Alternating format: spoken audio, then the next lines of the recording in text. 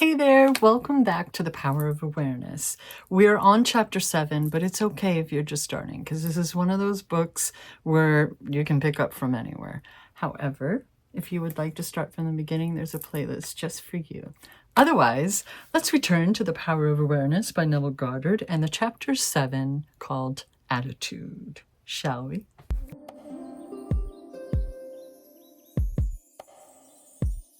Experiments recently, I'm laughing because it's so not recently, it's almost 100 years ago, conducted by Merle Lawrence at Princeton and Adelbert Ames at Dartmouth, and the latter's psychology laboratory at Hanover, New Hampshire, prove that what you see when you look at something depends not so much on what is there as on the assumption you make when you look. Since what we believe to be the real physical world is actually only an assumptive world, it is not surprising that these experiments prove that what appears to be solid reality is actually the result of expectations or assumptions. That's a lot of quotations. Your assumptions determine not only what you see, but also what you do. For they govern all your conscious and subconscious movements towards the fulfillment of themselves. Over a century ago, this truth was stated by Emerson as follows: as the world was plastic and fluid in the hands of God, so it is ever to so much of his attributes as we bring to it. To ignorance and sin, it is flint. They adapt themselves to it as they may, but in proportion as a man has anything in him divine, the firmament flows before him and takes his signet and form. Your assumption is the hand of God molding the firmament into the image of that which you assume. The assumption of the wish fulfilled is the high tide which lifts you easily off the bar of the senses where you have so long lain stranded. It lifts the mind into prophecy in the full right sense of the word. And if you have that controlled imagination and absorbed attention, which it is possible to attain, you may be sure that all your assumption implies will come to pass. When William Blake wrote, "What seems to be is, and to those whom it seems to be," he was only repeating the eternal truth. There is nothing unclean of itself, but to him that esteemeth anything to be unclean, to him it is unclean. Romans 14:14. Because there is nothing unclean of itself or clean of itself, you should assume the best and think only of that which is lovely and of good report. Philippians 4:8. It is not superior insight, but ignorance of this law of assumption.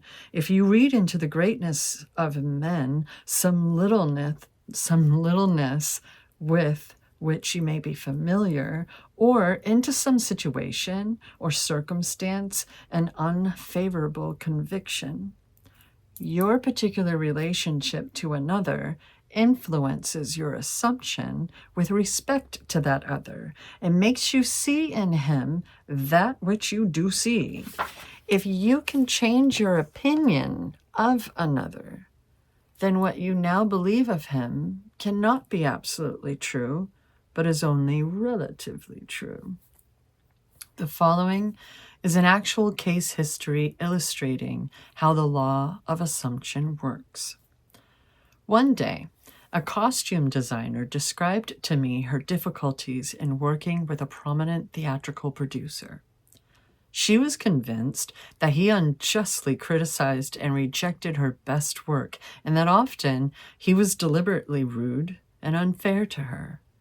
Upon hearing her story, I explained that if she found the other rude and unfair, it was a sure sign that she herself was wanting, and that it was not the producer, but herself that was in need of a new attitude. I told her that the power of this law of assumption and its practical application could be discovered only through experience, and that only through assuming that the situation was already what she wanted it to be could she prove that she could bring about the change desired. Her employer was merely bearing witness, telling her by his behavior what her concept of him was. Like, think about the people who drive you nuts because the way they talk to you, the way they behave towards you. Like, it kind of, on the one hand, sometimes I feel like it's almost a form of victim blaming. Like, oh, if only you could think better, you know? And like, sometimes if you're in a particular mood, you really don't need to hear crap like that, right? But if our reality is constructed by our own minds and our own concepts of self and our own imagination and all of that, if we ourselves are gods of our own realities, those neural patterns, fam. Where was I? I suggested that it was quite probable that she was carrying on conversations with him in her mind, which were filled with criticism and recriminations. Who are you arguing with when no one else is around? I have, like, my mother and I, our relationship has always been a bit oil and water, right? And she can be extremely negative, to say the least. And it really, stuff like that can really wear a person down, right? And then at times I'm like, I mean, really, it's wearing both of us down. You know, if that's her mind, if that's her mental state. But I can't control her and how she's living her life.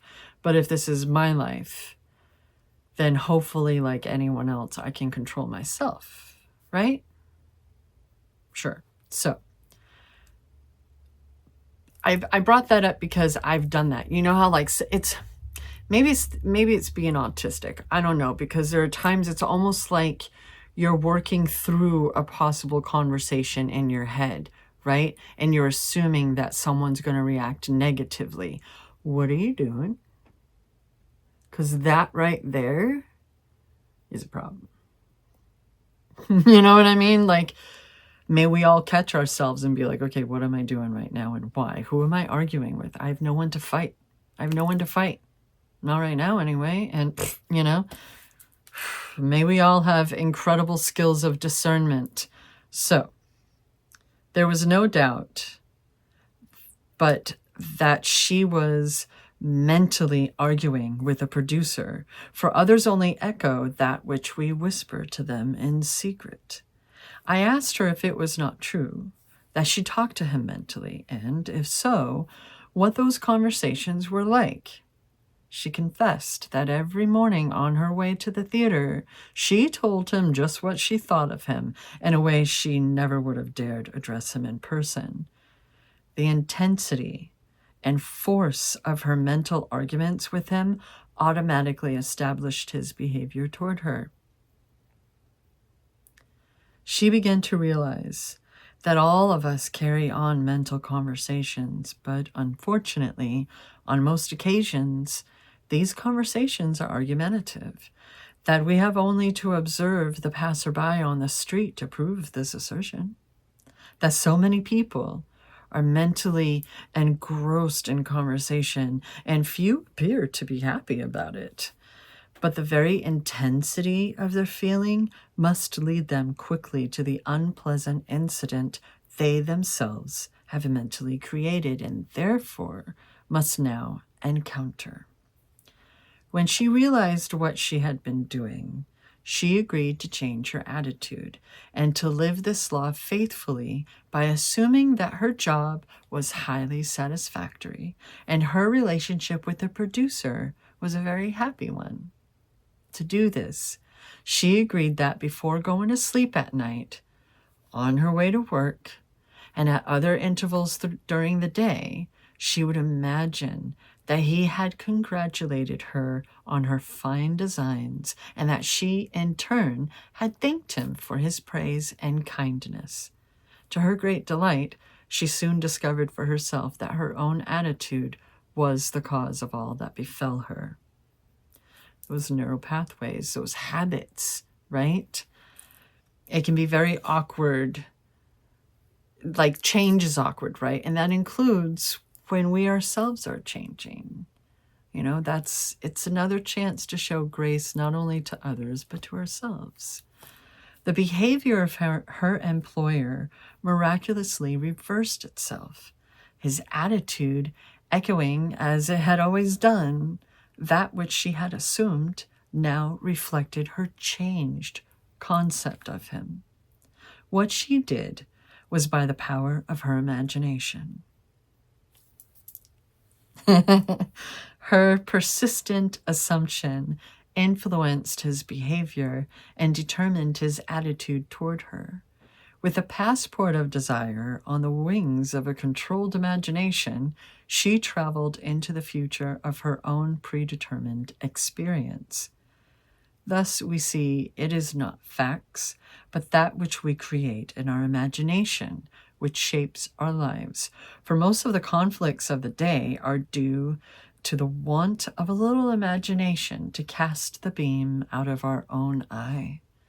It is the exact and literal-minded who live in a fictitious world.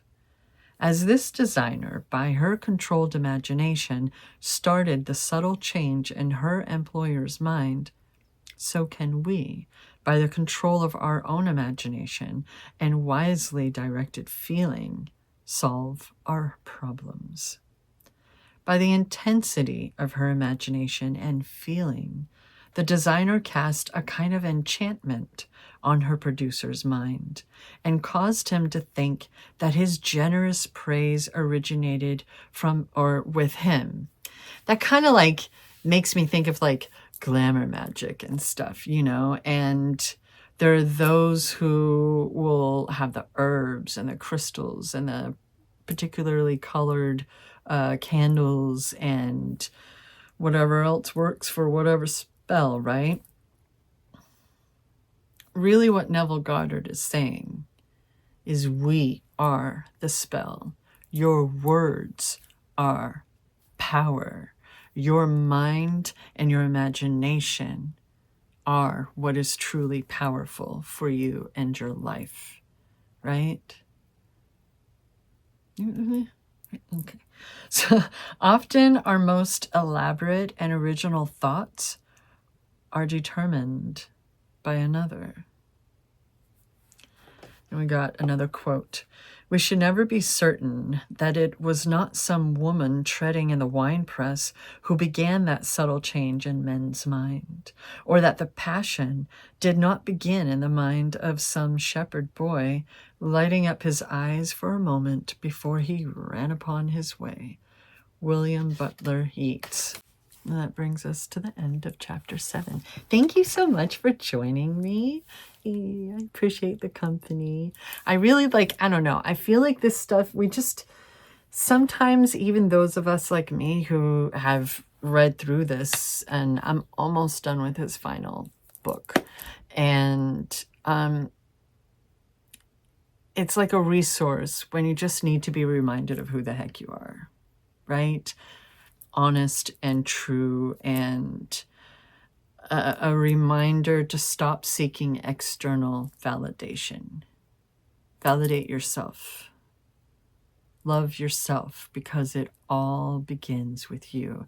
I'm not saying that you can't love others without loving yourself. As someone who spent the majority of my life previously very depressed and dealing with certain ideations, we'll just leave it at that.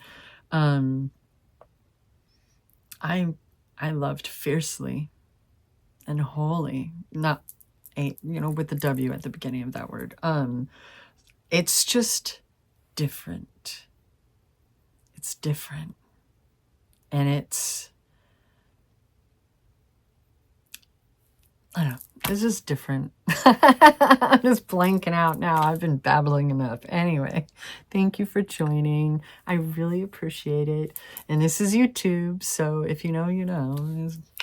You know, they're like, you know, yeah. Either way, whatever you're going to do, I hope that you have a wonderful rest of your day. And thank you for choosing to be present.